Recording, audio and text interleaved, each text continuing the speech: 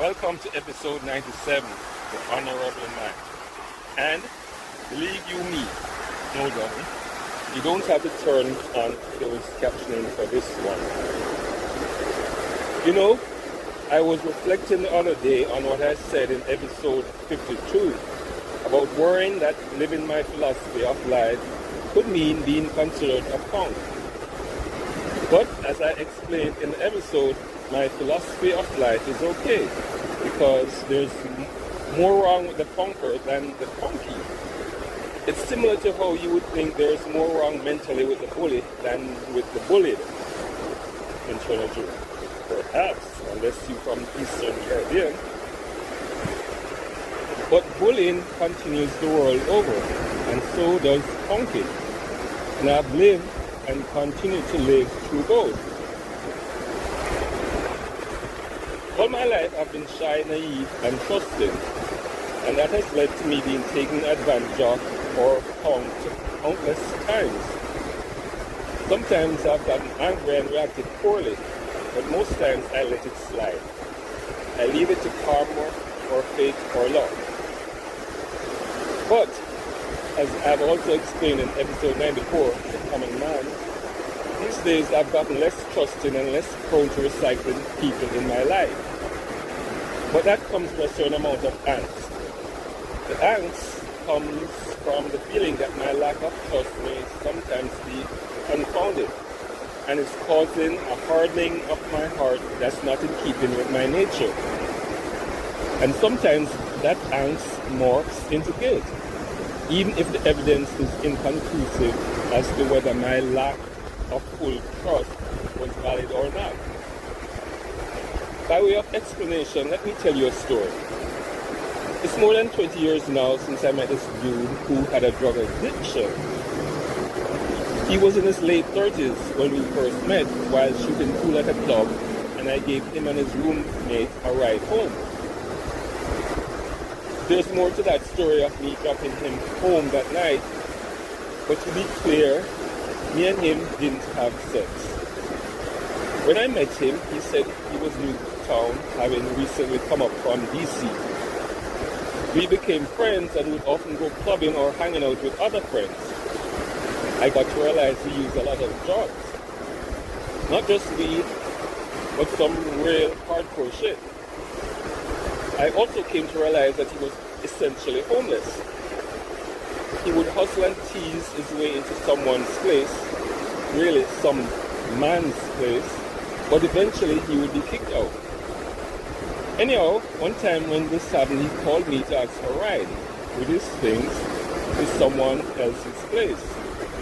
I drove from Queens to Brooklyn to help him. This explanation to me was that men invited him into their homes with no commitment from him, but then they wanted to do stuff with him sexually, and when he refused, they kicked him out. I guess that meant it had happened to him other times before the first time he called me. And unfortunately for me, the first for me wouldn't be the last. It was perhaps on about the third time that I picked him up that the person wouldn't let him in at the place where he asked him to take him. And as we drove around with no place to go, he was agitated. He said there was no such thing as love.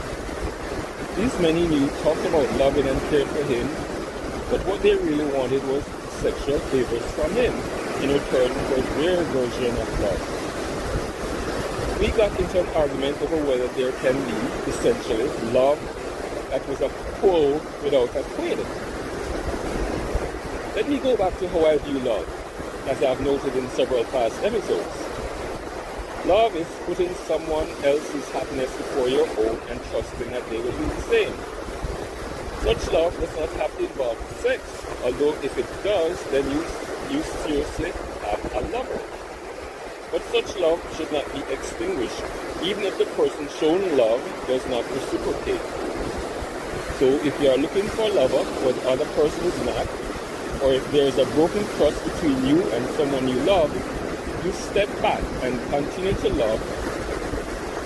You may still show love, but from behind the scenes or from a distance. But the way I describe it, if you find in yourself that love for another person, you never stop loving that someone, no matter what. People who were married, for example, but later divorced, never truly had that love. They just really, really liked each other for a while. Then, for whatever reason, they came to like each other less or not at all. That tells you all you need to know when you're looking for answers to the question of what's the main ingredient in love. You can say that type of love is impossible. And with the limited number of people on this planet, that's definitely so. But there are many or two people on this planet who can get close. Some closer than others. Some really, really close to that love. And how they love each other involves sex. Combining the physical with the mental, you see real serious lovers. This suggests that for opposite sex couples, while it might work for a non-gay person loving a gay person, after sex, a person who is gay by nature will always be left wanting to experience that type of love that is in the serious lovers category.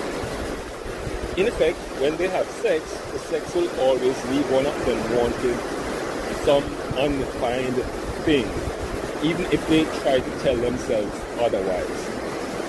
In the long run, neither partner is ever capable of making the other fully happy. But they can really, really like each other for a while, and then continue to just like each other or not. However, to repeat myself, the way I describe love means you can love someone without you and them being lovers, serious or otherwise. But to return to the story about my addict buddy. That night when he told me there was no such thing as no strings attached love, I told him, okay, he knew one person who could show him such love. Me. After all, essentially that was what I'd been showing him for some time now. He was a charming and sexy dude, and I desired him. He intrigued me to where I sought out his exes. How did he make them feel? What did they see in him or got from him or give him? Seriously? I would not have been able to resist if he had wanted me.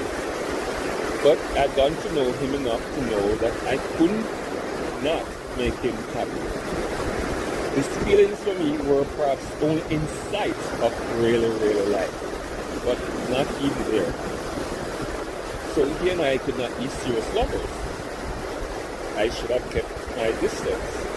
But he kept calling me, and I still wanted to show him love because I'd made a promise.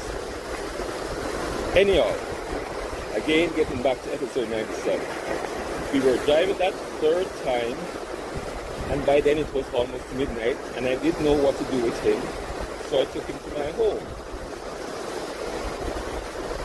That was the first of perhaps 3 times that he spent a night or two at my place, after he called me and I picked him up someplace and he didn't have anywhere to go.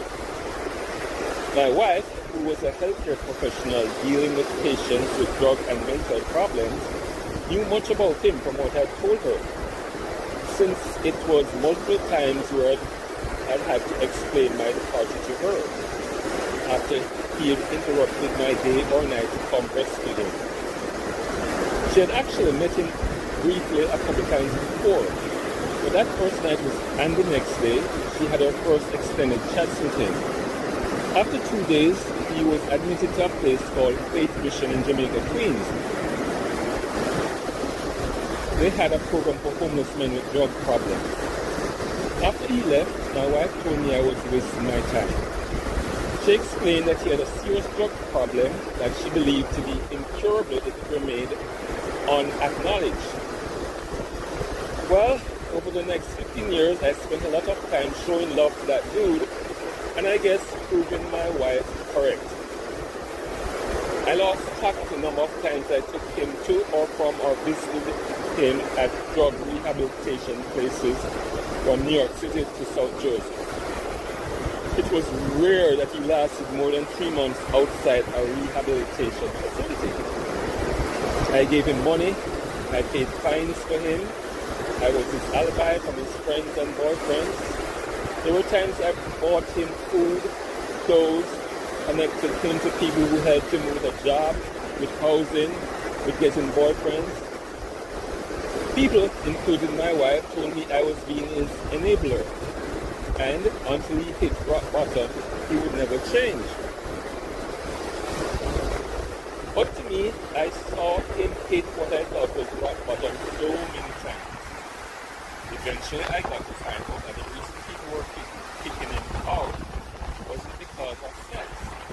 It was because of his drug issues and him stealing from them. Twice his mom spent significant sums getting him into months-long rehabilitation programs outside of New York City. Finally, in perhaps about the 13th year of my relationship with him, he had a messy breakup from his boyfriend of several months. Someone had actually introduced him to. The breakup involved the police being called and almost cost his boyfriend his job. He had called his boyfriend's workplace with accusations of him using drugs. Fortunately, the boyfriend passed the drug test and kept his job, but immediately kicked my buddy out, albeit with a one-way ticket to Florida where he could stay with his mom.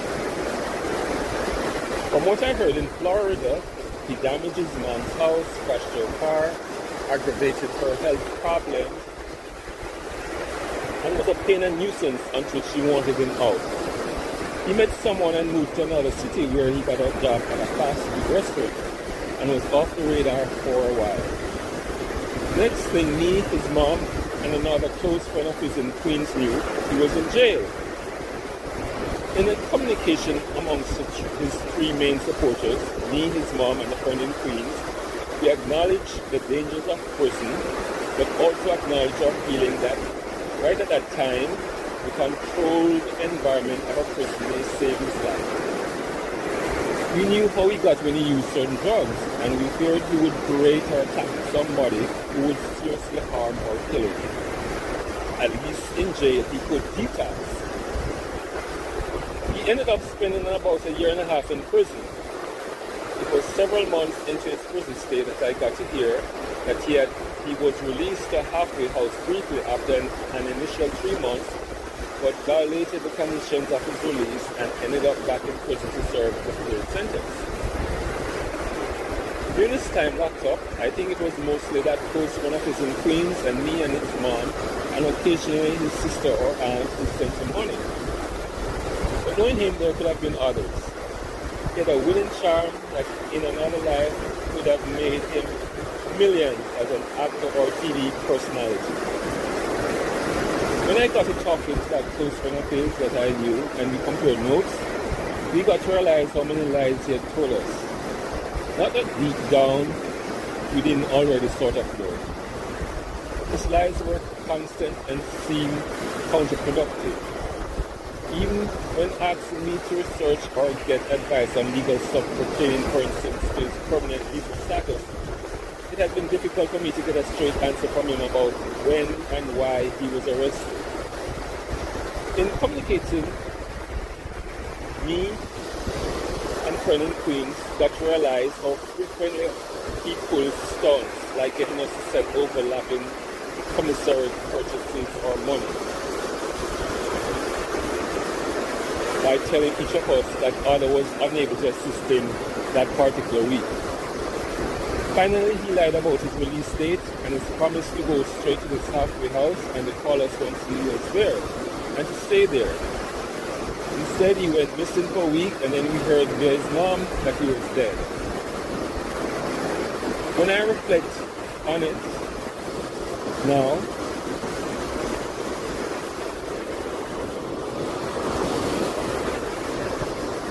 in my last few conversations with him while he was locked up, I realize now that he had given up as far as his battle with drugs. Over the years, he and I had often talked about addictions. his and mine. But his was with drugs.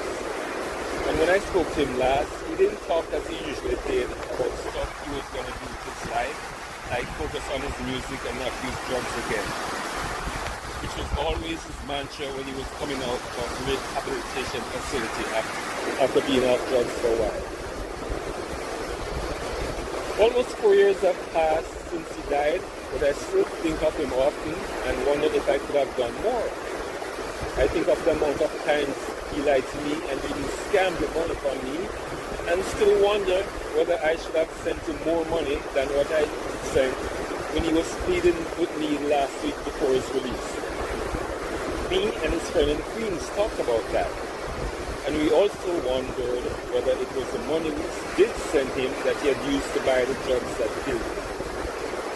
I feel I showed him love for so many years in the face of being punked, and yet I still feel like I failed him. So even though courtesy of so many people in my life, Hornerable Man has seen me play many times over, I generally let it slide, especially for people I like or love.